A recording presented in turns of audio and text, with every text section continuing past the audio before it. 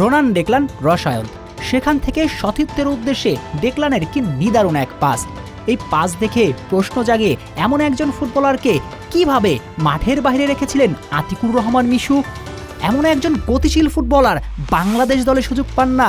হাস্যকর ম্যানেজমেন্ট, হাস্যকর। ডেকলানের সেই জাদুকরী পাস থেকে গোলটা পেয়ে যেতে পারত যদি না মিস করতেন সতীর্থ। তবে মিস ছাপিয়ে বাংলাদেশ ম্যাচ জিতেছে।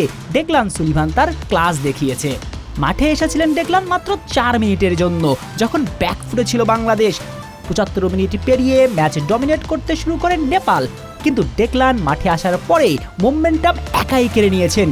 গ্যালারির দর্শক থেকে সতীর্থ সবাইকে উজ্জীবিত করে তুলেছেন, দেখিয়েছেন বাংলাদেশের প্রতি তার নিবেদন, ভালোবাসা।